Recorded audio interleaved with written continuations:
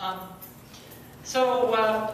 it's kind of fun that I'm here at SLAC to talk about this at Amateur Radio Technology Day, because this is sort of what I had in mind, not the talk, but the actual goal for what I was trying to do was to be able to bring it to Amateur Radio Technology Day and show that it works. And why I titled this talk Personal Journey is because it really was a journey for me of sort of doing something I don't usually do. So I like to build hardware a lot for ham radio. I don't usually write software for ham radio. And sometimes I get the notion in my head that I'm going to do it, but then I somehow kind of lose the impetus to continue. But in this case, strangely enough, I didn't. And it's kind of sparked a new level of enthusiasm about writing ham radio software, something I hadn't really considered doing before. And brought back lots of great memories, and also played into my obsessive-compulsive nature about such things. So I'm going to tell you a little bit about how I came to do this, and a little about how it works, and what we might do after this. So the first thing to talk about is what came beforehand. Now, some of you may have heard me talk about this on the repeater on and off, was I kept hearing about this PSK program that ran on Mac. I'm on the Ham Mac mailing list. I don't usually talk there very much, but I just monitor stuff. And I kept seeing these updates come by like every 2 weeks. So I updated to the next revision, this bug fix, that bug's fixed. And I thought, well, I should scope this thing out. So I just decided to try it and stick it on my machine. I usually use Cocoa Modem, which is another program that has its own issues. And it kind of looked like a Linux program, which is, I know some people really like Linux, it's just not my bag. And so it had all these weird UI controls that were not Macintosh-ish, which looked out of place on my machine. And the problem was that it really worked poorly, in my humble opinion. I know some people have had great success with it, but on the Mac it was crashing and not stopping right. It was putting files in places I didn't expect, and there were many bugs. And my inclination, especially since I've started working at Apple, is to immediately inform the person who wrote the program that there's a problem. And so I send them crash reports, I send them spin dumps, and I send them detailed diagnostics about what went wrong and how I did it. I reported that there were actually resources being stuck in my home directory for the program. And I said, this is not the best plan. And this was the response I got. And it wasn't particularly encouraging. Now, I'm going to not say exactly who did this, but I thought, well, to heck with this, I'm not going to use this program anymore. But I kind of got angry about it, and I thought, well, I'll never touch this thing again. But ultimately I did, because I really wanted to play PSK-31. I was just in the mood for it.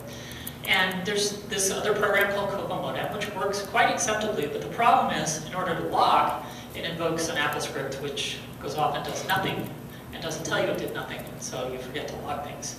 So you can hook it up, you can make it work, but it just was kind of, okay, not great. So I set up this program, and I ran it here at Amateur Radio Technology Day, and it worked okay, but it was kind of confusing when it came to log a contact. It was not the greatest thing. I was really missing the Mac experience.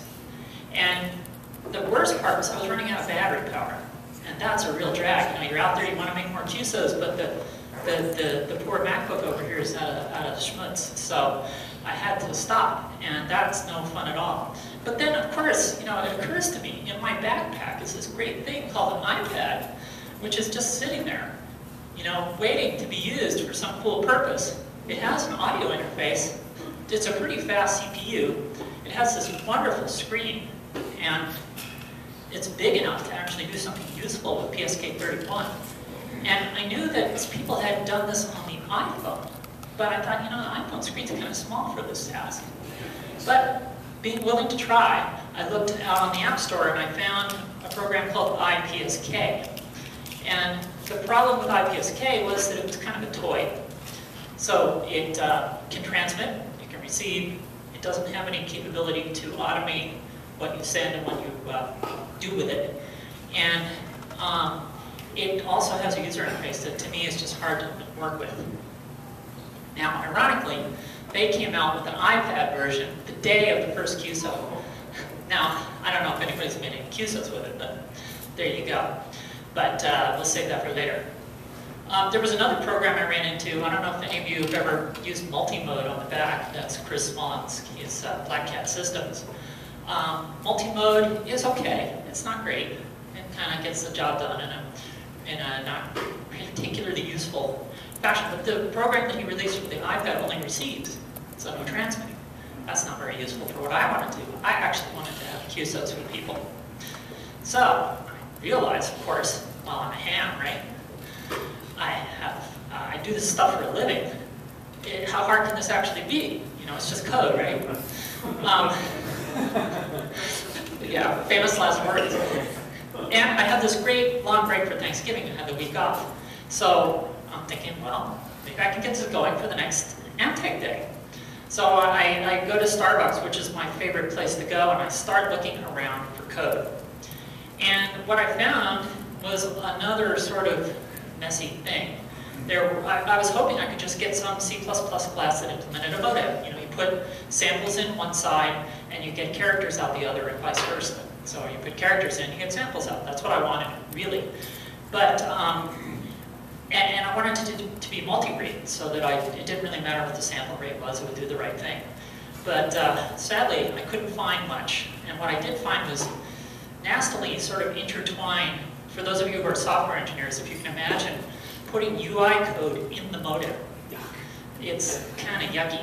And the other really painful thing is a lot of this stuff is under GNU configure.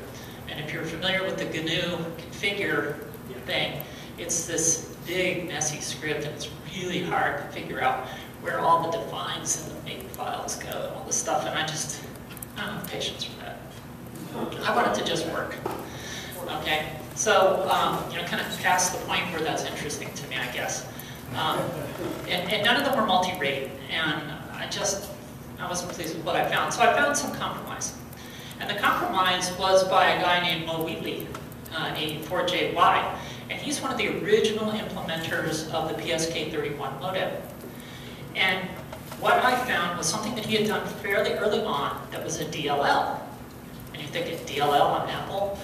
But it turned out that the code wasn't too bad in there. It was sort of tear-outable.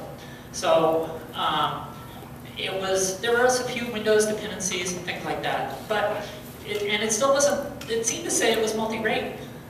But it turned out that it wasn't. So the next step was to take a machete to this thing and just chop it to pieces and scoop out the parts that were important to me. There were all of these weird types that seemed superfluous, that needed to be coerced into or typed out to the right things. There was these Windows-specific classes, one that implemented complex numbers that just seemed to have a real part and an imaginary part, and nothing else of interest. So that was easily replicated. They have their own weird string class. And again, there was UI code in this thing. There was these messages to Windows. I don't mean the operating system, I mean the Windows on the screen. So I stubbed all of that stuff out. I finally found where the characters go in and out. And that was really hard. It was just embedded in the middle of something. It said nothing about characters. It was just a post message. So I had to hunt around. And then I just had to beat on it for a long time until it would pass through the compiler.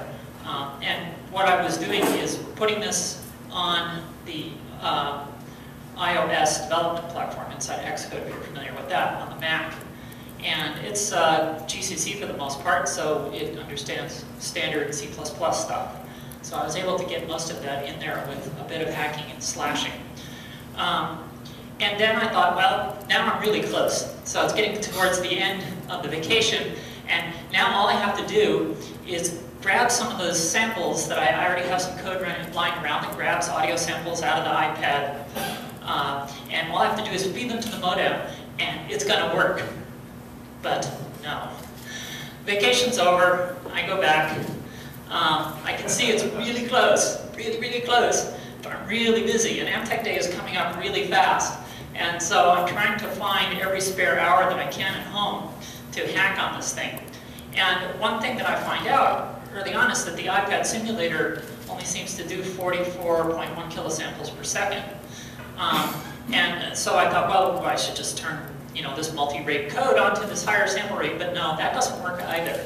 It claims, well, like it takes a parameter that says, give me the sample rate, but it really doesn't do much on the inside. It sets a few of the things differently, but mostly wrong.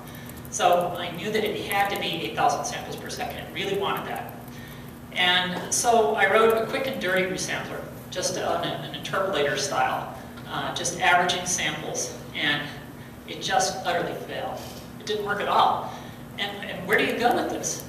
So you play PSK-31 to the thing, and you wait for it to break squelch and start receiving characters, and just nothing happens, and you start poking around inside, and all you see are floating point numbers.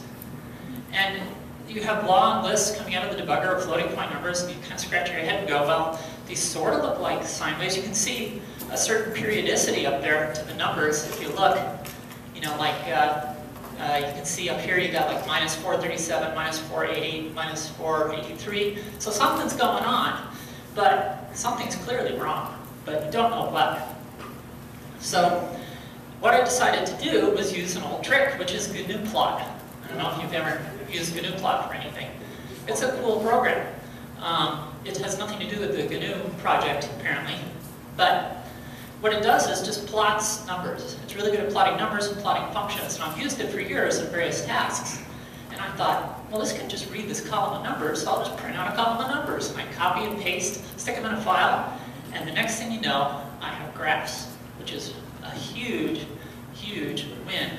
So I can finally, maybe, see what's going on, and it saves me from the maze of tiny twisty passages, all the same, full of floating point numbers. So, for a moment, we'll go off and look at what PSK is and how it works. It requires, in order to debug something like this, you have to know how it works so that you can know what you're looking at and figure out how it might be wrong. So let's talk about PSK-31. So PSK is a very basic modulation mode that's based on phase shift keying. And it phase shift keys by taking the phase and inverting it 180 degrees, and it has a symbol rate of 32 milliseconds. Thus the 32. It's not 32 hertz, it's 32 milliseconds. The actual bandwidth is 1 over 32 milliseconds for about 31.25 hertz times 2, because it's got sidebands. So it's 62-ish hertz wide. So there's two kinds of PSK. We'll only worry about the B kind, which is binary PSK. That's 2 phases for the moment. And each phase shift means that we're going to change a bit from a 1 to a 0 or a 0 to a 1 or something like that. We put the characters in a sort of a compression that is based on the frequency of the characters that are in use as we type English words. And in some cases, if we use QPSK, which is quadrature phased, we use forward error correction in the form of convolution codes. So the goals, I think, I infer from reading the original documents on PSK, that the person who eventually invented it was to have a narrowband mode that fit in the audio pass band of radios. Basically would work with a single sideband transceiver, and would work really well even when the channel noise was pretty high. So the idea is to have a fairly narrow thing, fairly low speed, so we can take advantage of the channel bandwidth and even work in a fairly high noise environment. So what it looks like, this is a very crude drawing of how those phase shifts might look. So you can see that you'd have like a phase transition there and a phase transition there. And this black line is to tell you that there would be many, many cycles in between at the particular phase in question. So you would have a bunch of at this phase, switch to another phase, and then maybe switch again to another phase, and have lots of cycles in between, many, many off there. The problem with this, of course, if you are familiar with signal processing, is that when you make a really sharp transition like that, you get all sorts of harmonics. You've seen this, and even when we're dealing with antennas. If if you have any rectification, you can create all sorts of harmonics, because that creates these very high speed changes in the signal, and you can't have that if you want a narrow bandwidth mode. The other thing to recognize is that you need some phase reference. So you have to run the signal for a while, find where the phases are, and then you'll know if they changed or not. So then we can encode bits with this. And the way that they're encoded in PSK-31 is that zeros mean shift phase at each 32 millisecond boundary, and 1 means don't shift.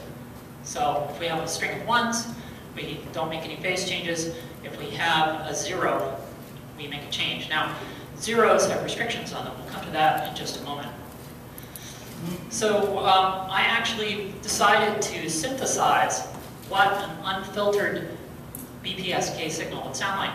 And hopefully we'll be able to play that in a second here, but this is what the synthesized waveform looked like. And I went at 32 millisecond intervals, and I flipped the phase in an audio sound editor. So I loaded it up with a sine wave, and I just flipped phases every 32 milliseconds with no filtering. Now when we filter it, it looks like this. So each one of these represents a phase transition. You can see that at the phase transition here, the amplitude is near 0. So we don't actually see that rapid change. It looks very, very slow. Now there are other modulation schemes where you can make it not drop in amplitude like that and still express some kind of phase transitions, but this is the way that PSK works. So the envelope ends up being kind of sinusoidal, which gives us very smooth transition. And the signals themselves are sinusoidal, basically. So let's see if we can get the audio here. Sounds pretty bad, huh? Yeah. If you've heard real PSK, it sounds nothing like that. Now, a way that we do... I'm sorry, I thought there was a melody. No, that was meant to be there. That shows you what unfiltered PSK sounds like. It sounds like a melody, doesn't it? So how we get rid of all of that high-frequency energy is we use a thing called a raised cosine filter, which is based on another thing that's actually called a Hanning window. And a Hanning window is just basically a cosine where the sort of 0 part is right on the 0 line. And you just have this upper part that's just a cosine going up and down. And it doesn't give you the best filtering characteristics, but it has one really winning property for these kinds of things. And that is that it has a 0 amplitude right at each symbol transition. So right there where it says T, it's hard to see on the screen, but it helps filter out intersymbol interference. So it's not the best low-pass filter, it's not the sharpest one, it's not the flattest passband, but it works really great in this particular domain, so it's often used in signal processing. And it's really simple to implement too. It's just a cosine shifted, just like it says right here. And this signal you see here, we'll be talking about this in a little more detail later, but that's called a sinc function. And a sinc function is sine x over x, and we'll discuss a little later on why we care about that particular function. Now QPSK, that's quadrature PSK. And that's where instead of going 180 degrees, we actually go 90-degree phase shifts. You can see some of the phase shifts up here. It's a reasonable way to look at it. But again, you see the sharp transitions. We have to do the same tricky stuff. But now we get 4 possibilities. So we can encode 2 bits.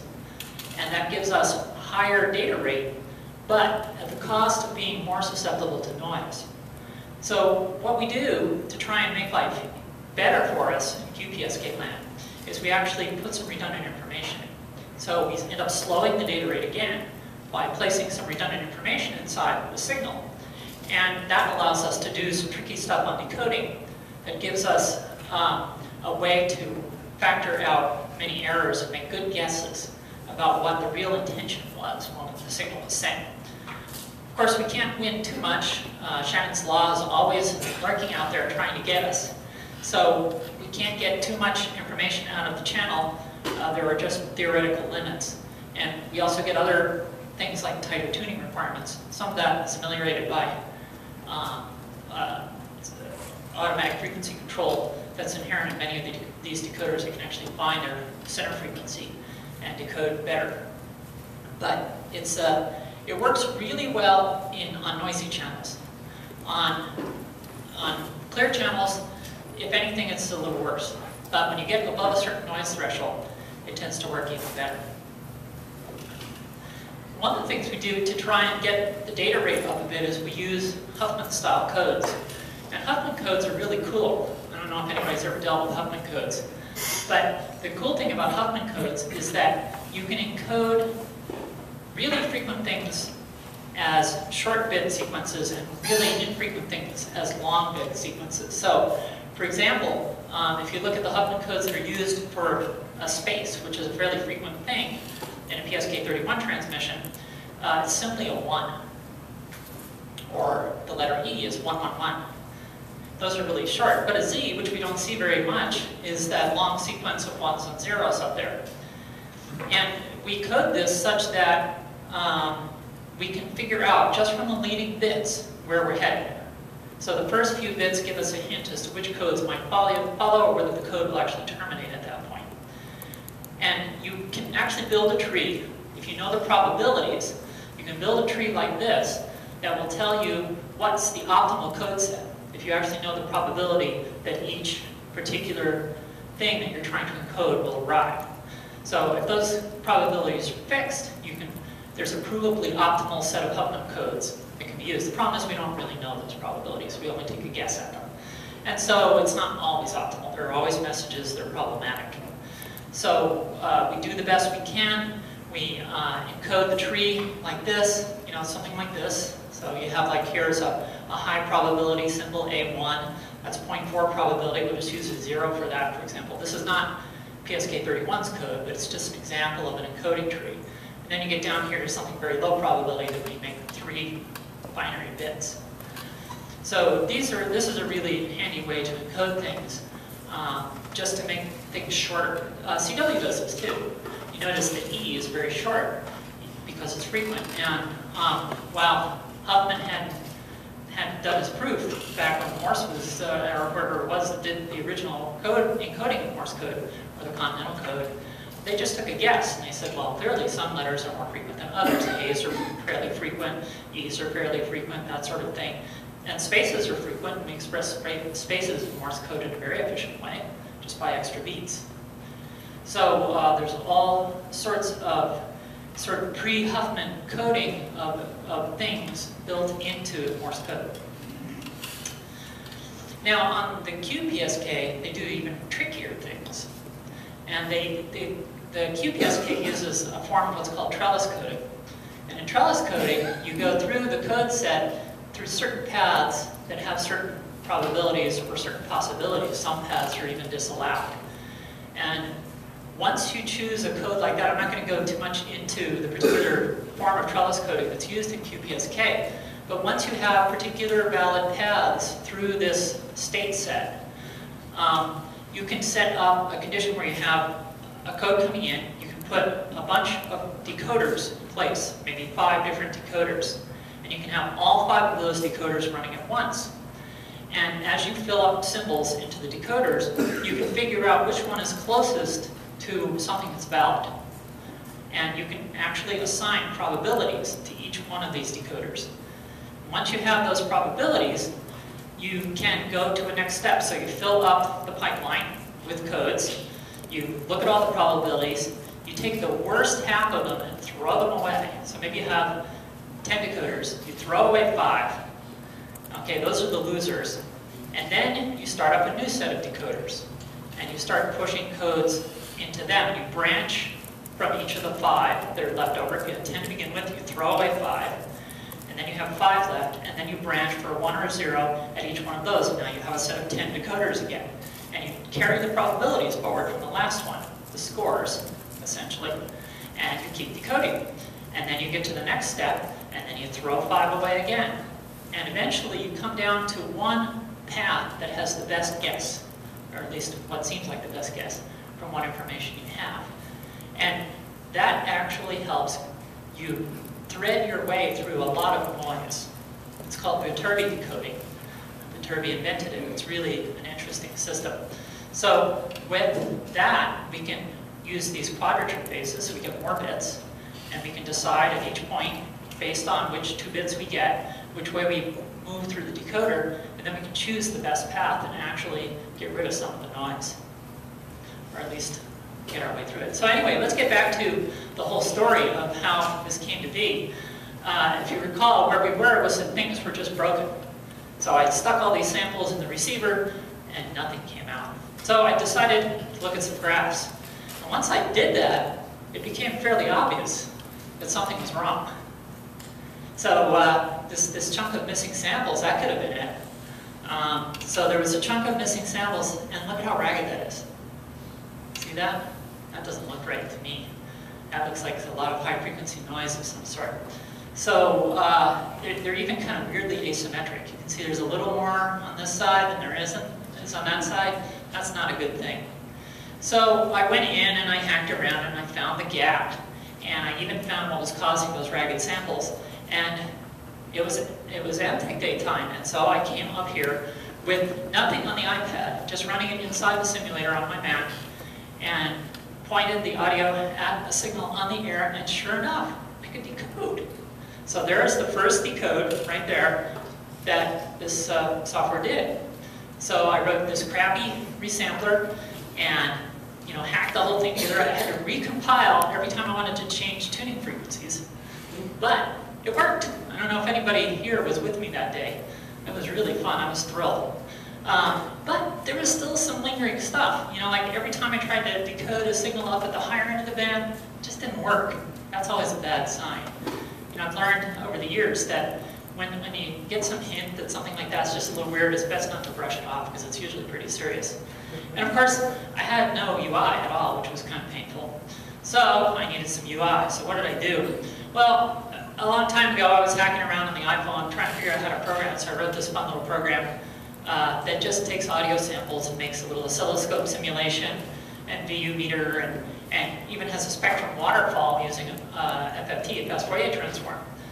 And so I decided to steal some stuff from there and put in a tuning mechanism and cranked on it for another week. And the next thing you know, I had something. And this was also the beginning of my trip to Asia. And so I had a whole 9 hours or 11 hours of flight in that case where I couldn't sleep because I could never sleep on airplanes. And so what do I do when I can't sleep? I write code. So I bashed on this thing a bunch, and then finally, I think this was after I'd gotten there and gotten some more sleep, I actually had some UI. It was pretty crude, but it got the job done.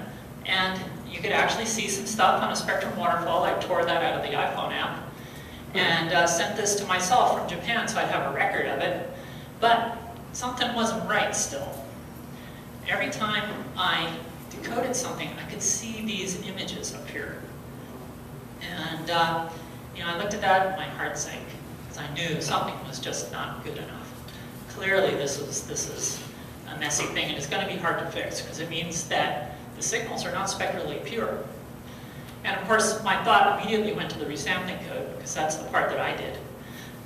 So I thought, this can't be good. And sure enough, and when I read about how bad moving average samplers are, it was very clear what had gone wrong. But at that time, I thought, I don't want to deal with this. Let's work on the transmitter instead. That's more fun. So I started working on the transmitter. And this is a PSK-31 plot of just the samples. So there's no lines in between the samples. You can see all these samples. They make this very nice pattern up here. And those are actually sine waves. They're just sampled at a very low rate. So I hooked up the audio cue, and I remember just sitting in Japan, just sitting at the table, working on this thing, and I just made a sine wave out of just the sine function, and I stuck it into the audio output cue, and it sounded great. It was this wonderful, pure tone. I thought, aha, this thing's going to work now. And then I wrote another really crummy linear resampler, and I hooked it up to the transmitter, and it just sounded terrible.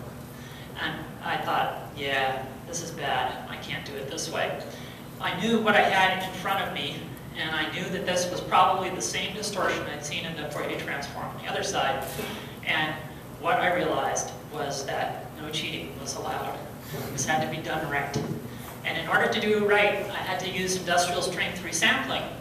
And I had, for another project, been looking around for resampling code before, and had never found anything, again, to my liking.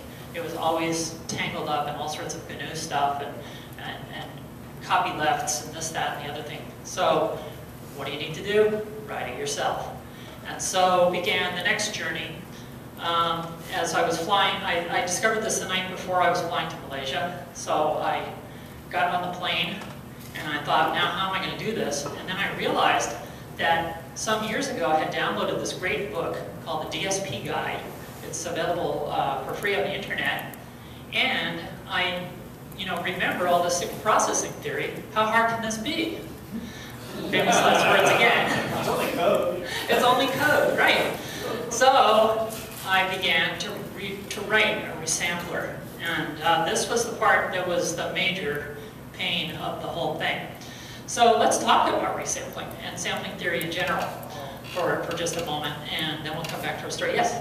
This is all because your sampling rate's all that? That's right. So the iPad itself can resample, but the simulator doesn't. And when it comes to this kind of stuff, there's this great opportunity staring at you.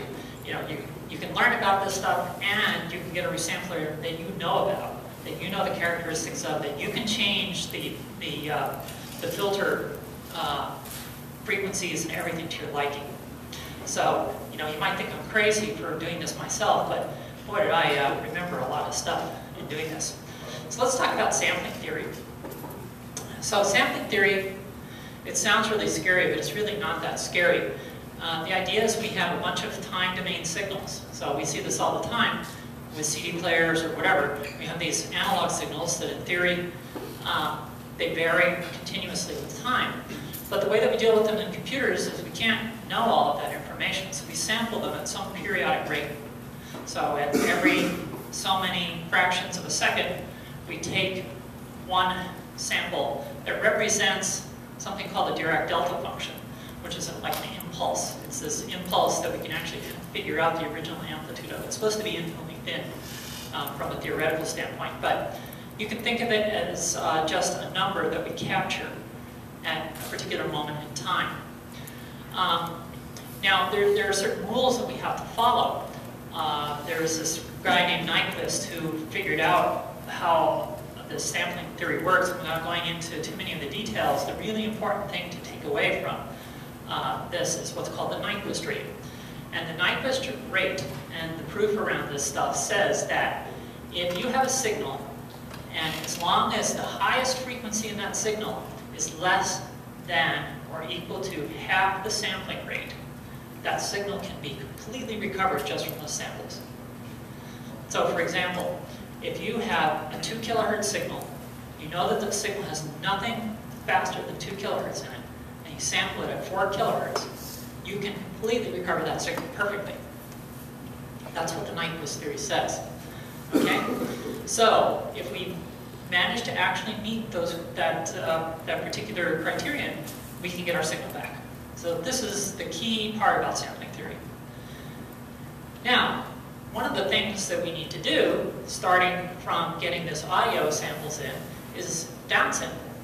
So some people call this decimation. There's different schools of thought on which term is the appropriate thing for which thing. But let's just talk about trying to get every nth sample. So in this picture here, you can see an example of taking every third sample off of this signal. Okay? Now, when we do this, we really have to obey this Nyquist rate. And down here, it's kind of hard to see. I apologize for that on the screen. But you can see a very fast signal. And if you sample it at just the right rate, which is pretty close to its frequency, you can create this phantom signal. You see this phantom signal? That phantom signal is not really there. And the reason that we saw it was because we violated this Nyquist rate. We sampled it faster than half the frequency of this signal here. And so we get these false signals. We call these false signals aliasing. And when I drew these little circles on top of the sampling waveform here, I realized it was a perfect demo of aliasing, because if you move them just one sample over, look at what you lose. You've completely lost that. This is just a flat line now. So you can see that's sort of aliasing in another direction. This is cool, turned on for good. That's aliasing in the other direction where we lose detail. Okay, so there's phantom signals created where we can lose detail. So in order to actually do this correctly, we have to put a filter on that ensures that we have nothing faster than half the sample rate. And then we can, and where I say half the sample rate is the lower sampling rate we want. We have a high sampling rate, we want to make it lower. We get a filter that cuts off anything greater than half of that new sampling rate we want. And then we can just choose every nth one. And that's how we achieve decimation. Okay? Now the moving average that I used originally, it mostly works, but it creates all of these high frequency harmonics. Okay, so that's why I was able to receive. It's just not very good. And the further you push it towards the edge of the passband, the worse it gets. Thus, the behavior I saw. Now, upsampling is a similar sort of thing, but it's a little more tricky. Okay, so there's a couple of different ways to upsample, and the one that's most sort of theoretically pure, and actually, as it turns out, quite efficient to implement, is to take a filter that is at the Nyquist rate for the new frequency. So we have a new high frequency we want to sample that up here. We put our filter at half of that, and then we just pass impulses through the filter, which are the low samples. You know, every nth sample through the filter, we push it through. And then what pops out is beautiful waveforms. Okay, so if you look at this signal here, this is at a high rate. Okay, so, or I'm sorry, this is at a very low rate. You can see that the samples, especially up here, there's only a couple of samples per waveform. But when you push it through an interpolator, you get these beautiful sine waves. And that's because these sine waves are implicit in the samples because we have made sure that the Nyquist rate is met. All of that is theoretically implicit. So if we take this filter at the new rate, and we just push every nth sample through it, we can get out the original signal at that higher rate, complete with all those beautiful sort of interpolated sine waves there. So it's really quite dramatic when you see it the first time. So effectively what you're doing is you're interpolating half the samples and you're calculating one. Yeah, but it's not a matter of, you can't simply just draw a line, and you can't just draw a curve, or even a polynomial curve. All of those are wrong. It has to be made of sinusoids. And that's why this filter method is really pure, because you're just putting an impulse into the filter. The filter has this thing called an impulse response. That impulse response will be sine waves near the cutoff frequency of the filter. It's like pinging and watching it resonate. Okay? Now, a key element in all of this is building a low-pass filter. We're all familiar with this as hams. We use low-pass filters all the time. And this is the key element that we need to have in order to enforce this Nyquist rate. And just to refresh your memory about filters, they have a cutoff frequency, and below the cutoff frequency in a low-pass filter, it passes stuff, and above the cutoff frequency, it begins to not pass it. Okay, and that's called the stop band. And they're not perfect usually, especially analog filters. They have these sort of slow roll-offs. We usually make them out of resistors and capacitors, many other more sophisticated designs, but that's the basic thing. And what we need to do is build a digital version. And this is the scary part. Don't be scared too much. But I need to tell you just a little bit about it so you'll see why we have those funky waveforms on there. We use a technique called convolution. Convolution is a mathematical operation. That's the convolution integral that's actually supposed to be from minus infinity to plus infinity, but we couldn't find an easy way to express that in that font. But anyway, the point is that we use this operation to do digital signal processing all the time because it has this interesting property that if you take a signal and you take its Fourier transform, it turns in Fourier space into multiplication. Just simple multiplication.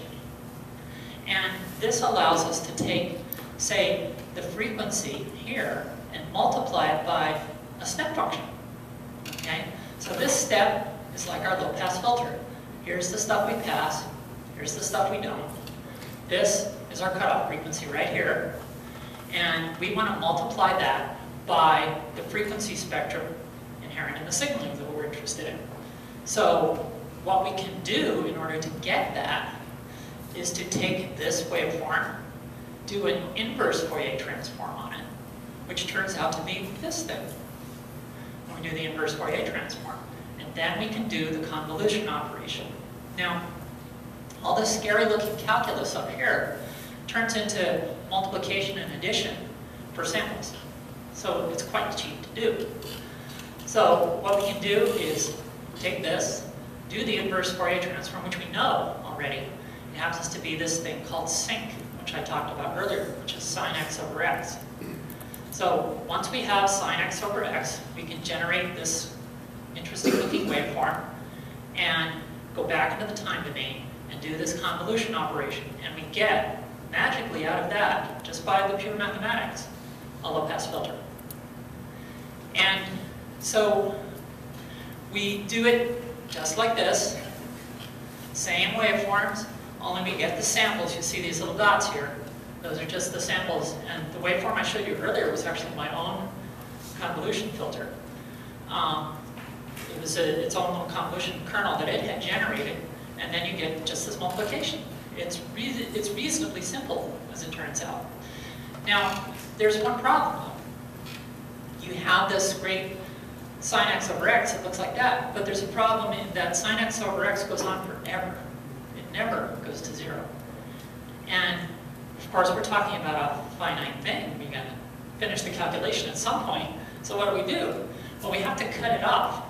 But you can't just sort of chop it off here, because that'll create frequencies that are not there in the original. And this is where we get into kind of hand-wavy land. So not based on theory, but based on experimentation, people have found what's called windowing functions. And these windowing functions are sort of laid on top, like this, and multiplied by this, to create a flat, sort of nicely ending sine x over x. There's a couple of different windows you can use. I mentioned the Hanning window before, also called the raised cosine window. The one I chose to use is the Blackman window. And these are named after the people who experimented with them and just happened to come up with these magic equations that happen to work well, not because it's theoretically predicted. Sorry? It's kind of a slime fit. I'm sorry? Looks like a slime fit to some degree. It's trigonometrically generated. It's cosines and sines. But you end up with no sharp transitions, and this is my filter kernel. You notice that it stops oscillating sort of out here somewhere, and it stops oscillating very slowly. Okay, so it makes you this nice filter kernel. And once you have that, all you have to do, and it sounds simple, all you have to do is do the convolution. But it turns out that there's some tricks you can do, because we're doing things called upsampling and downsampling. So we end up with a lot of zeros, because either we're forcing extra zeros into the filter, or there's a bunch of things that come out of the filter we don't care about. And every calculation that has a multiply and a 0 in it is 0. So we can skip those. It's pretty handy. So if you look, we use a very fast way to do it is what's called polyphase filtering. This is where we do several samples all at the same time. This can be very efficient on certain vector processors. But in this case, we're not taking advantage of it using vector processors or parallel processors or anything like that. We're just noticing all these zeros. See them all? They're all zeros, all in between the samples. And the samples kind of march through in this direction, down through this matrix. Okay? And if you look at, these are the filter kernel values. These are the samples coming in. And the samples come in through these rows. And these are the results here. And these result in these very simple equations right here. Just some adds and some multiplies. Not much to it. With a lot of zeros in them, so they're pretty short. And if you take these things and you order them in a different way, you can get them so that they come out 0, 4, 8, 1, 5, 9, 2, 6, 10, 3, 7, 11. so that you can just increment a pointer and just go bam, bam, bam, bam, bam through these things very quickly. Okay, so this gives us a really optimal way to do interpolation.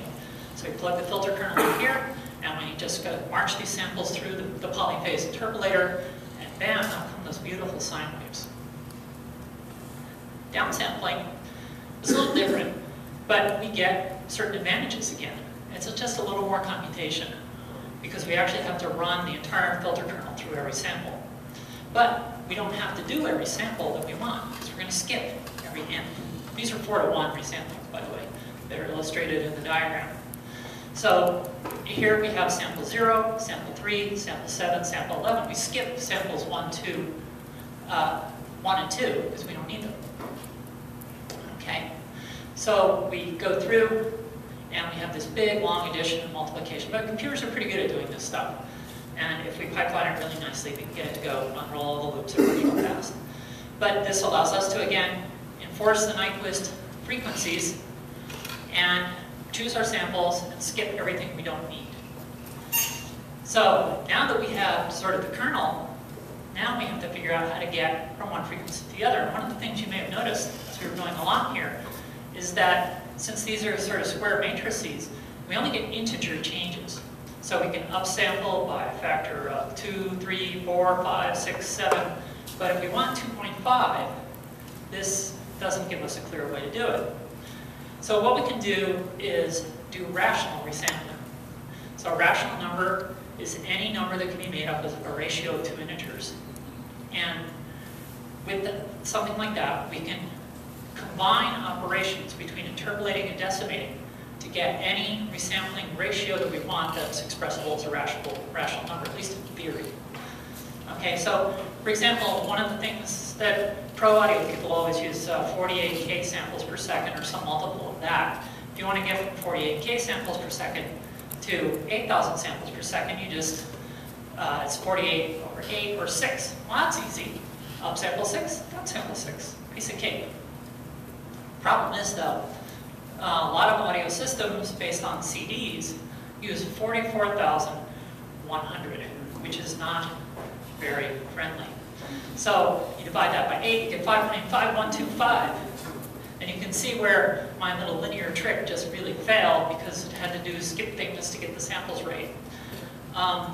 So we're going to have to do more tricks. And it's even worse because there's no common factors between these two numbers other than lopping the 2 zeros off the end. You get 7 times 7 times 3 times 3 and 5 times 2 times 2 times 2, which is not a friendly set of numbers at all. So unfortunately, we have to do every step. Now, the best way to do this from a theoretical perspective is to do all the upsampling and then do all the downsampling. And that's just not practical in many of these cases because the amount of memory you need to do all this upsampling. I'd have to upsample 44,100 sampling per second by 441 and then bring it down. It's just not going to happen. So, or 8,000 by 441 and then down by 80. So what you have to do is find sort of the best compromise of going sort of up, down, and that's experimentally determined. So that's a little bit of sampling theory, and with that, we'll return to the story. You remember I was at this place where I needed a better resampler, and so I spent an entire plane flight to Malaysia writing these resampling kernels. And what I ended up with was a very nice set of stackable resamplers. This is an Objective-C, but you can just sort of plug in the up ratios are plus and the downs are minus, and you just stack them all up at initialization time. It calculates all the kernels, and you have now a stack of resamplers that will either go up or down depending on which way you put the ratios, which is a kind of handy little tool, because when it came time to figure out whether I was going to go up and down, I just had to swap these things around until they made sense, and the numbers didn't overflow or underflow. So you can see what I ended up with here. I go up by 7, down by 5, up by 7, down by 4, up by 9, down by 4, and then flip that upside down to go the other way. And that turned out to be reasonable. I'm not saying it's the best, but it works fine. There was also some playing I had to do with amplification into the filters.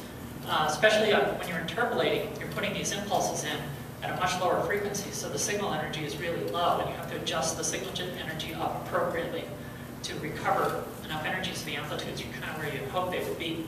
So it's a lot of playing around. But I finally got this nice little stackable set of resamplers to go, which was a very, very nice from a programming standpoint to have for experimentation. And then it came time to optimize, and it just, right out of the box, was way too slow to work. So I had to play around quite a bit, and I used all the old tricks I know from my embedded programming days, which was to just unroll a lot of loops, do some things that were optimal for some processors or optimal in a different way for other processors. Like sometimes it's more optimal to just increment and decrement the pointer. Some CPUs do that very efficiently. Others like offsets from their pointers as fixed static numbers.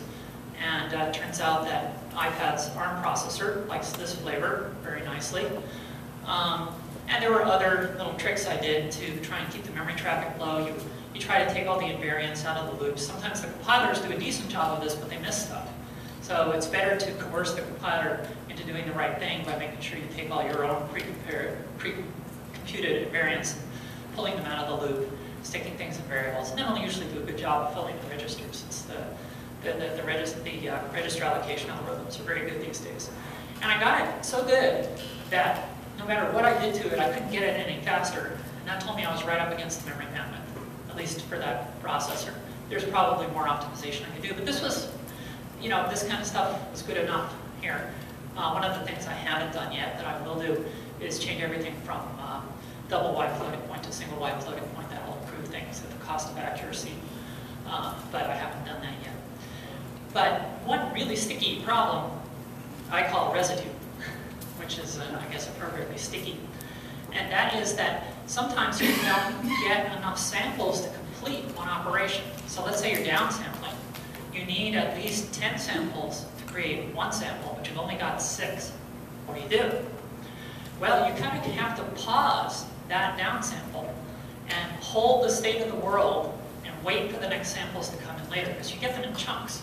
So when the audio hardware is sampling audio that's coming in, it comes in discrete chunks that are so big. And sometimes you just don't have more samples, and you have to wait a half a second for some more. And so you have to save stuff around the edges. And if you do it judiciously, you can actually set it up so all the stackable resamplers have their own stored state, and they all track perfectly. So that when you pump samples into one side of this giant stack, all the proper residue gets saved at each stage, and they just chunk right through, and all the right stuff comes out. Now, as you can imagine, it's really easy to screw this up. And I did many times. I by no means am perfect at this stuff. So it ran the gamut from really subtle stuff to really blatant stuff. You saw the big chunk of missing samples before. That was pretty blatant. But this one's slightly more subtle. You can see this just kind of looks ragged here. That's a sign something's wrong. And you know, oftentimes I'm trying to do this optimization where I'm doing a lot of pointer calculations. Sometimes you just blow it. You know, you don't multiply by the right thing, you don't realize something needs to be added. Sometimes it works perfectly in some cases and then just makes a little subtle mistake later on. And the real problem is the errors can be filtered. So by the time you see them, they've gone through several other filter stages, and now they look really weird. So one thing that I found was really effective was listening. I would just listen to the output and say, something's not right. This doesn't sound right. And then I go back and know that I wasn't done. And so I'll show you a few of the fun things. Here's where you lost just a portion of a cycle. And again, GNU plot saved me, because I would just spit out usually 2 audio buffers worth of samples, stick them in GNU plot, and take a look, and sure enough, something would be wrong. Here's another one where it didn't really lose it, but it kind of lost sync, and it just jammed a few together. And so you got a sharp transition there. This next one is really subtle. See what's wrong? Anybody see what's wrong? Guesses? So look at the envelope. See how it goes up and down again? Shouldn't be doing that in that particular spot. I know it's a little trick question, because it's hard to know what's going on in that spot, but that amplitude change is wrong. And I could tell sometimes too I would often transmit with this thing, for example, and then listen with one of the other programs and see errors. So it would kind of go along, and every once in a while there'd be a wrong character. And I was transmitting from the speaker on the Mac back to the microphone. That should work just fine. And when things are right, indeed it does work just fine. But with these little errors, you never know. Here's another one. You can see that it just lost a bunch of samples in the middle here. And so if you looked at this cycle, it looked perfect. I think this was a transmit waveform. And you looked here, it looked really bad. And there were different errors in transmitting and receiving too. So I would get one right, and look at the other, and see what I did wrong. Here's another fairly obvious one that you had to catch the right cycle. And so sometimes I would multiply the number of samples by the upsample and downsample ratios, and then I'd search around looking for the cycle that would be wrong. Here's one that at this scale filtered.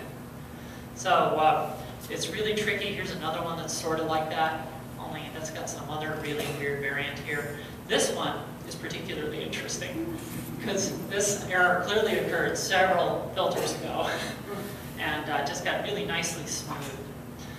So once I finally got the resampling to go, there was a lot more UI work to do, and it just took a lot of slogging through it, experimenting with this and that until I was happy with it. I'm still experimenting, playing around with things. I needed to get the keyboard to work so I could input text. I needed to have tuning sliders so I could actually tune the thing. I needed to be able to turn the transmitter on and off. I have macros. And all of this stuff I wanted so that I could actually make a QSO. I don't want to get on the air with this thing and then go, oh my god, I can't type the thing I need to do right now because I'm trying to talk to this person. I really wanted some minimal set of control before I could move on. And one of the things that I thought would be cool and easy to implement is call sign parsing. So it turns out, call signs are pretty easy to parse. You can make a reasonable guess that something's a call sign by just writing the right regular expression, if you know regular expressions.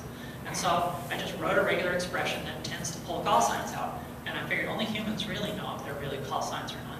So I just present them to you and you get to choose. And so once I'd gotten enough UI to go, this actually was a long slog through most of my Christmas break. I was pounding on this thing. It was time to just test. And I tested everything. And I really didn't want to get on the air until I knew this thing was going to work, because I wanted to come here to Accelerator Technology Day and have it hopefully be a glorious success or a terrible failure. But at least I wanted to put the work in ahead of time with the highest, so I could get the highest probability of success. So I grabbed all the different programs that I had lying around that did PSK-31, and I transmitted to them, and I received to them, and I recorded signals off of WebSDR. .org. I don't know if you've seen that. That's a whole bunch of SDR receivers on the web that run in some kind of Java thing that's very sluggish but works. And I think I may have some audio here. Yeah, you can hear what it sounds like. I just went on and grabbed some signals from Hungary or something. And I have a bunch of audio files full of this stuff, and I just point the thing at it, and I start listening for signals from receiving, making sure I can get stuff. This turned out to be a particularly hard set of signals to decode, so it was a really good test for the receiver. It's pretty easy to make a receiver that just works, but to make it work in this kind of a noisy and sort of signal competitive environment is hard. You really know, when you can decode this stuff, you really know it works. I also transmitted transceiver to transceiver with a dummy load, so I stuck a dummy load on the K2, and I listened on the 756, and I was able to decode, and I did this about a week before January Accelerator Technology Day, just to make sure it was going to work.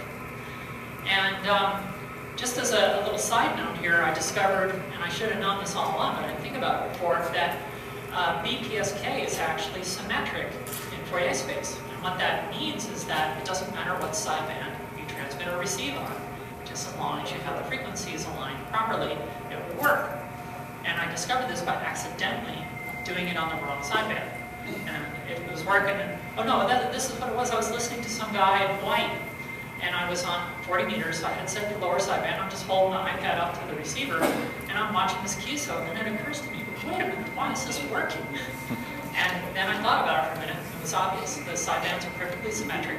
It doesn't really matter. QPSK, not so. QPSK is not symmetric in Fourier space, but this is. So that was kind of a fun discovery. And the last step of all of this was to get the hardware together. So what do? You have to get audio in and out of this thing. And I thought, well, it has analog input and output. I don't need much in the way of bandwidth, and I don't need much in the way of just general quality. I can just throw something together. So I looked around, and you know, there's this funny jack on here that has a bunch of rings on it. And I found that I had an iPod AV cable just sort of sitting around that belonged to something else, maybe a TV monitor or something. And I got my standard rig interface. I don't know if you guys have seen this before. I use this up here fairly often, which is really simple. It's just a pair of audio isolation transformers. You can get them at Rad Shack. If you're lucky, if you find some, just buy them up because they're going to go away at some point. A couple of pots and the right wires to go in and out of the rig. And in my case, there's a microphone. The only complicated part is somewhere buried in here is a microphone cable for Kenwood. There it is. Okay, and that just plugs into the K2. The K2 has its own AGC, so you know levels don't matter that much. You also have to trick the iPad into thinking it has a microphone, which turns out to be pretty easy to do. I just read up on the internet about it. You put a 1K ohm resistor on it, and eventually it says, oh, you must have a microphone here. So I padded the signal down about 30 dB, which means about like 33K voltage divider with 1K on the bottom, and hooked it up, and I could receive. Easy peasy. And then for transmitting, who needs push to talk? You don't need any push to talk. All you need is a box for PSK. I've been using that for years. So no extra control signals needed. Just turn on box on your radio, and when the thing starts, you know, put it on fairly slow, like a second response. And when the PSK-31 program wakes up and starts making noise, the thing will start transmitting, and everything is hunky-dory.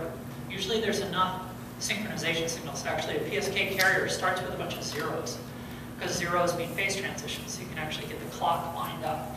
So you send a whole bunch of zeros. And within a second, that's plenty fun. But if you're contemplating running PSK, don't worry about this PTT stuff. Just use box, it works great.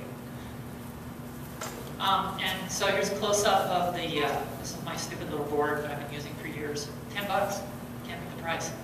And this is this little RCA connector that I stuffed with a voltage divider, which is uninsulated, but that was just to show everybody. Yes? I would just mention Fry's has the right iPad cable for about $3.70 with the bare ends. Oh, but does it have the pad in it? With the right combination of rings. Does it have the right? Does it have the voltage divider inside? No. Okay. You have to have the 700 plus ohms. Okay, so what I happened to have lying around was the right combination thing, but it was designed for video for a standard iPod. Okay, and I just figured out which connectors went to which rings, and it was fine. And that's why I put these RCA connectors on here, was because that's what meant that particular wire. I have it all here if you want to see it. But that was the kind of easy part. And once I had the hardware together, this was about 2 days before the big day, and then came the big day itself. And the first I saved, I picked day number 73, which was somehow appropriate, for the big day. And this was on the 29th of January, and I did my usual trick of arriving at the crack of noon, or getting up at the crack of noon, and arriving at 2 in the afternoon. And I got the whole station together, which turned out to be almost entirely something I had built. The only thing I didn't build was the battery pack. I built the rig, I built the antenna, I built the iPad interface, I built the software, and even the Arizona Scorpion key you see up there, right there, I built that too, from just brass pieces. So that was fun. And so we got it on the air, and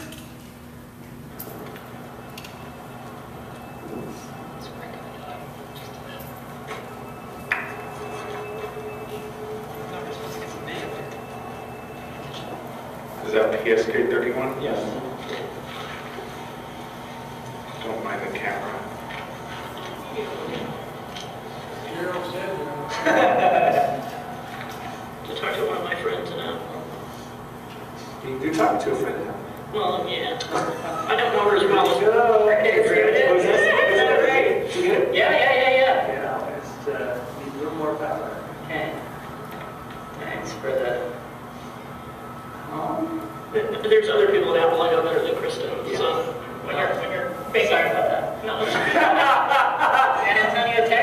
Okay, cool.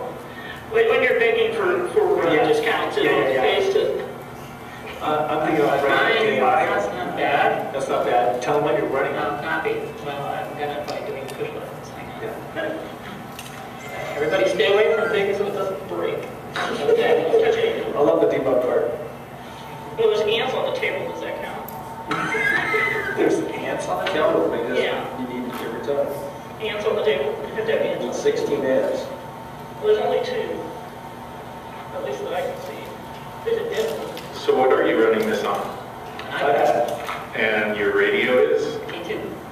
K2. Oh, it's quite a nice. So coming out right there. This is what it looks like, the whole station. It looks like 3 years total. That's what makes it work. Yeah. It's the ant hours. That's not a bug, it's a feature. Yes.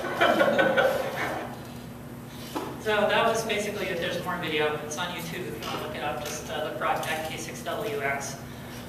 Thanks to Ricky, K6WX for who's videotaping today as well, for taking that video and putting it up on YouTube. And results? Well, we worked 6 stations, including Asiatic and European Russia, Argentina, Japan, and a couple stations in Texas, and I have one very nice QSL card.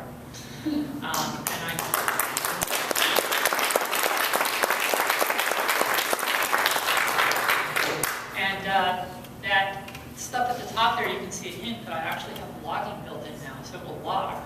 And in fact, it will even send you ADIF formatted files in an email, so you can stick them in your larger log. So that's some new stuff. So looking at all this, you wonder what's next. Well, there's lots of things to do. It's a never-ending task. You can see I did some fun stuff with changing the color scheme for the pulse colors in the FFT.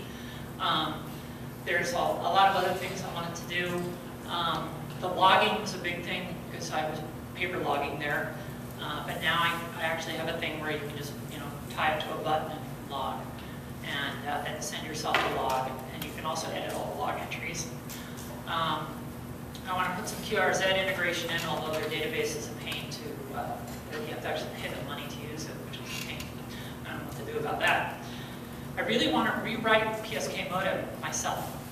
I don't like the way it's organized. I would do it differently. It uses a few tricks that are a little marginal in my humble opinion.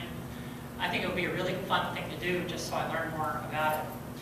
And new modes. I'd like to do other modes. People are interested. You have a question? Did you have any trouble with iOS 4? No? No, because I have some audio things that, when I wasn't multitasking, the audio would go into those apps. Oh, really? They may have been old apps that were not. It really was not in the background, the audio would Oh, that's interesting. That sounds like a bug. start to just... Interesting. I haven't had that particular problem. There might have been apps that were not upgraded at the time. All of this stuff was written under the latest, greatest development environment for iOS 4. Whatever is current, which I believe is 4.2 something. And so it seemed to just work. I squashed a bunch of memory leaks recently and took care of a couple of cases where memory warnings were giving me bad things. But anyway, new modes. One of the things that I came up with that I really want to try is I talked a little bit before about trellis coding. There's something about Morse code that's sort of trellis encoded slightly. I want to do a Viterbi style decoder for Morse code. I think that would be really interesting. I alluded earlier to a couple of, there's a different modulation scheme that keeps the amplitude constant. It also does some phase encoding. I want to try something like that maybe and lock one of the sidebands off. And maybe that will be narrow and efficient. And combine that with some convolution coding or something like that. It's all as time permits, but I'm certainly open to suggestions. Some people are really interested in JT65A, whisper type stuff. Maybe that is right. I can't hear you. MT63. Yeah, could do that. Could do that. That's the multi-frequency FSK style thing with 16 frequencies instead. So anything that's signal processing oriented can be done. There's a sort of a class hierarchy there, so I can just swap out a different signal processing class, and in theory it will work. We'll see. Yes, Peter. We want to face this way, the radar display.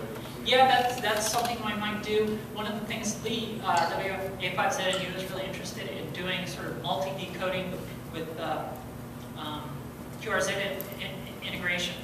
So I want to add another thing in so you can just look at 20 decoders and then add in QRZ info and have it scroll by. Just throw people's info into stuff that might be logged if you choose to talk to them. Push the button, you switch back to the more familiar display. So, one thing I'll say here is that I haven't done anything outlandish at all with how you interact with this thing. It's pretty standard ham style PSK, what you're used to kind of thing, except that you do it with your finger instead of a mouse. But I want to experiment with some new stuff. That's the next stage. Daryl, yes? Thought about text-to-speech? That's a lot of work. A couple of people have asked me about that. I don't know how to integrate, like, say, Dragon. I don't know if they have a library that one can use. I wouldn't do Dragon. This There's text-to-speech on the iPad. yeah. I'm sorry? I'm having trouble hearing you. I'm sorry. Isn't there text-to-speech already on the map? Already on the platform? I think there are certain things you can train it to listen to, but if you want to do generalized text-to-speech. Oh, text-to-speech.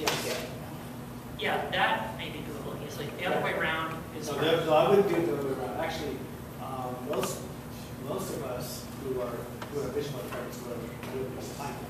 Just sit back out. All right. Have Well, the text on. I mean, I forget the speech. yeah, that may be quite doable. The only potential issue is, of course, badly spelled words because of errors. At least we can tell. Hang on, I'm going to take lots of questions in a minute. Let me get through the last little bit here, and then we'll take all the questions. But anyway, if you have suggestions for things to play with, I'm pretty open to coding stuff as long as it's like not a huge time sink, because this is all just for fun. But in conclusion, the thing I really learned out about this, about myself anyway, is that frustration is the mother of invention. I'm so obsessive. Okay, so when I get frustrated is when I go into these things, and I'm really obsessive about them once I grab onto it. I can't let it go for months at a clip. So I'm really having fun with that. And digital signal processing, I'd forgotten how fun it was. I took this wonderful course at MIT 6015, for those who were there, which is no longer taught, sadly. It's now 6003. But anyway, it's a great course on all of this stuff, all the way up through Laplace and Z transforms and all that other fun stuff. But it was really good to revisit that world. I haven't worked there in a while. I used to do research on image codecs when I was at Sun. So it was fun kind of being back in space. There's no real shortcuts, of course. I got burned by that. I knew that in my heart, and I knew I was trying to get away with something, and of course it failed. But of course, I learned something in the process. The iPad is a wonderful platform for doing DSP on ham radio. It's plenty fast enough to do all sorts of fun stuff, and it's got this nice big screen. I know some of you are going to ask about iPhone. The screen's really small. It's hard to do good stuff for ham radio in this particular way with that small screen. But that's the beauty of iPad. And homebrew, this is what amateur radio is. So I'm hoping that this will inspire some of you, because to me, the real fun of ham radio is building the stuff that we use, building the antennas, which you all know I love to do, building the radios, and now building the software. It's just a hoot.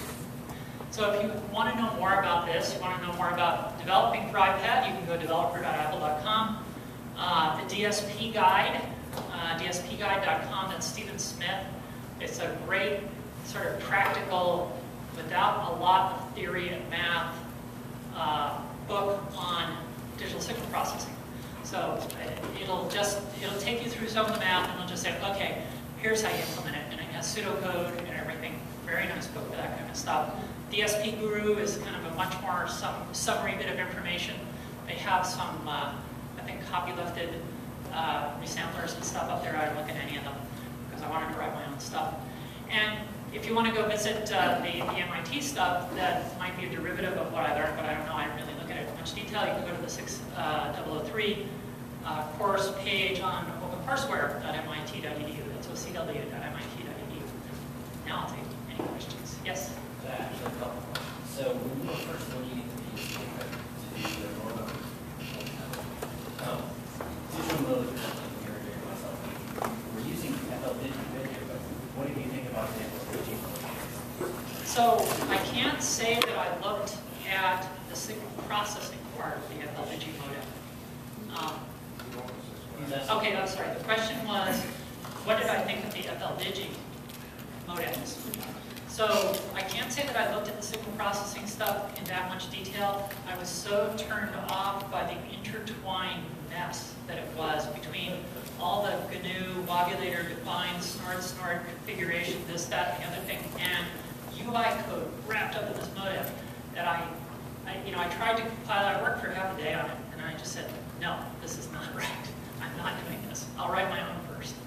So it, these guys put a lot of work into it, obviously. I don't want to denigrate that, but it's not the way I would have organized it.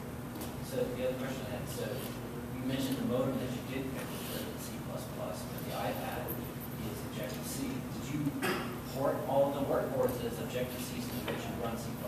So the question was, the modem was in C++, but the iPad likes Objective-C. What did I do?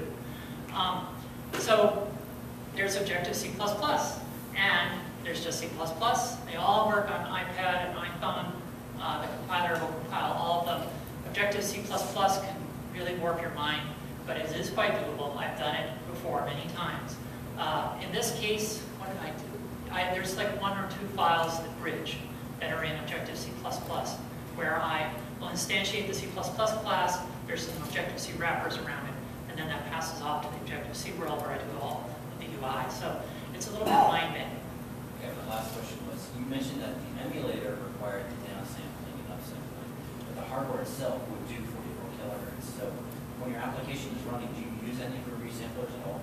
So the question was, the simulator only does 44 watt apparently, at least I couldn't get it to go at any other rate, but the hardware in the iPad does resample. Did I use that? No.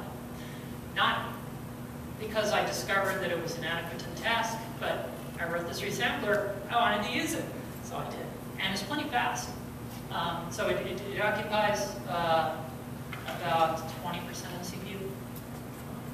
Yes. Are we going to see this in the App Store? Ah, the big question, we're going to see this in the App Store. I don't know, time will tell. I have to seek permission. I'm an Apple employee, so we don't get to naturally participate in the App Store experience, so I have to seek special permission in order to do that. Yes, Michael? What about code? I'm sorry? Code, yeah. The code. Oh, this is the open source question. Publish it. I'm not a big fan of open source. I work really hard on this. I don't just give away my labor for free. You're welcome to look at it. I'm not going to publish it on the internet. Yes? Can you go back to the slide before this and then the references? Is that hard to do? I just wanted to mention that one at the bottom, the OCWMIT review. I went over there and there's I guess the term I would use would be mass quantity of courses that MIT offers there for, I guess, online study and involvement. And the only thing that I thought was interesting about that was there were several spots on the various pages where they said donations. Well, we didn't say what the donation was, but they said donations. So I really don't know what the donation amount is, the one we get for a course, but there is a large quantity of courses available at that website, so I suggest people go over there and check it out. So. Yeah, the OCW is a great resource. The quality varies. It goes anywhere from some professor just throwing his course notes and problem sets up there to complete problem sets, answers, videos, references to the text, etc. And in particular, if you happen to go there, the best thing is download, if you like physics, download the 801 and 802 lectures for freshman physics, that's first and second term. And you'll hear Walter Lewin, who is just wonderful, and helped get my son through a number of physics problems. But if you, the most fun class at MIT is freshman physics. It is a hoot. It is really a hoot. I think you'd enjoy it if you like physics. So yeah, great resource. Any other questions? Yes? You mentioned your stackable resampler. How deep can you stack that? Until you run out of memory and CPU. So, yeah, that deep. Whichever came first. Yeah, so it's just an array of objects, and you will, it pre-computes all the kernels at init time. And so you just push the samples through, and they'll just go until you can't do it. Oh, that's sort of my question. At what So- point do you run out of memories? Yeah, so I don't know the exact answer to that, but I will tell you that I'm using about 20% of the CPU right now to do 44.1 downsampling to 8 kilosample per second PSK demodulating. So you can draw your own conclusions from that. And what are the buffer, do you do level buffer, what how much memory do you use?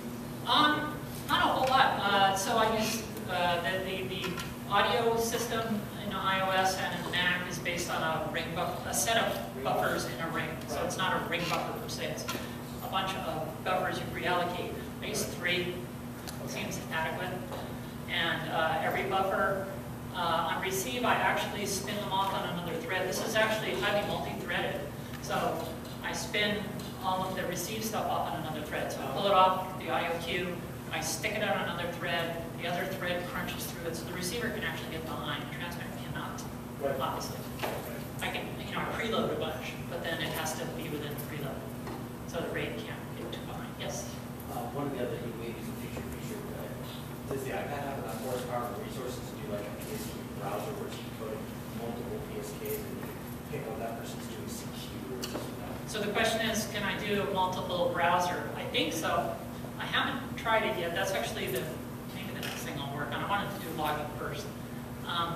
But I haven't pushed the receiver. Now, the good news in that domain is that you're always doing the work at the low sample rate. So you have a little more leisure time.